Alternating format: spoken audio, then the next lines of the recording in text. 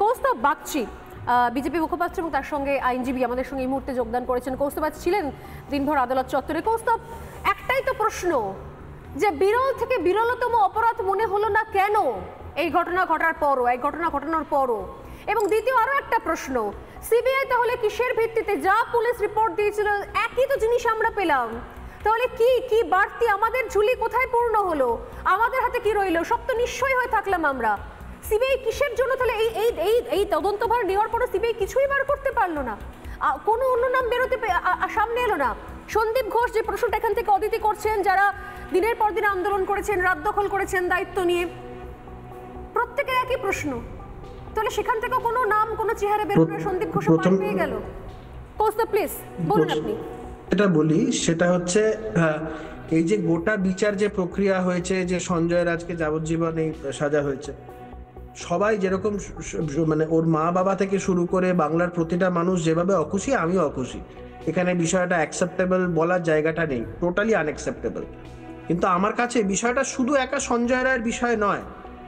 বিষয়টা হচ্ছে শুধু একা সঞ্জয় রায়ের জন্য মনে হয় 14 তারিখের ওই গুন্ডা মস্তান দিয়ে হামলাটা হতে পারে না, বা ধরো শুধু একা সঞ্জয় রায়ের জন্য সেমিনার রুমের পার্শ্ববর্তী জায়গাটাকে ভেঙে গুড়িয়ে দেওয়া যেতে পারে না।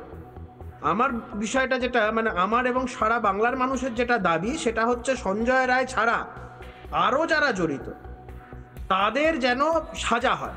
এবং আমি এই কথাটা যখন বলছি, I am very much mindful of the fact যে সিবিআই যে তদন্ত করেছে এখনো অবধি কিন্তু এই বিষয়টা কিন্তু সম্পূর্ণ ক্লোজড হয়ে যায়নি যে অন্যান্য আর কেউ জড়িত নয়। CBI in respect of other persons যারা এই ধরনের ক্ষেত্রে অভিযোগ বা তাদের যা জড়িত থাকার যে সন্দেহ, সেই ইনভেস্টিগেশনটা কিন্তু এখনো কন্টিনিউ করছে। এবং আমার সেখানে আশা রাখবার জায়গা ছাড়া কোনো অন্য রাস্তা তো নেই। আপনি বলছেন যে এখনো কোথাও একটা ক্ষীণ হলেও আশার আলো রয়েছে, আমরা এখনো আশায় বুক বাঁধতে পারি যে বিচার পাবো।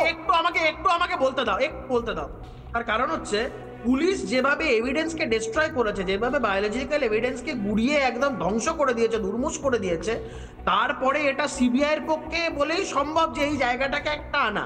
আমি কখনো সিবিআই তদারকি করছি না, আমি সিবিআই প্রশংসা করছি না। আমি বলছি যে এই জায়গাটা পুলিশ যেভাবে ড্যামেজ করেছে, তারপর থেকে এই জায়গাটা রিভাইভ করার জায়গাটা খুবই ডিফিকাল্ট। কিন্তু আমি এখনো আশাবাদী, কারণ এই ফরেন্সিক ল্যাবরেটরিতে ওদের এই টেস্টে কিছুটা কনফার্ম করেছে যে প্রেজেন্স অফ মোর দ্যান 1%। তো সেই ক্ষেত্রে আমার মনে হয় কোথাও সিবিআই এর এই জায়গাটা এখনো অবধি, এই জায়গাটা আমাদের আশা রাখতেই হবে, ভরসা রাখতেই হবে সিবিআই এর উপরে। যদি এই আশা ভরসাটা যদি চলে যায় বিচার ব্যবস্থা, তদন্তকারী সংস্থার উপরে, সম্পূর্ণ নৈরাজ্যের জন্ম দেবে।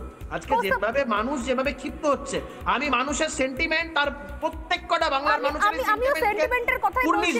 আপনি সেন্টিমেন্ট বলছেন, আমিও সেন্টিমেন্টের কথাই বলছি। নানা ধরনের কন্টেন্ট দেখার জন্য লাইক করুন, শেয়ার করুন আমাদের ফেসবুক পেজ, সাবস্ক্রাইব করুন আমাদের ইউটিউব চ্যানেল। পাশাপাশি অন্যান্য ব্রেকিং নিউজের জন্য অবশ্যই চোখ রাখুন রিপাবলিক বাংলায়।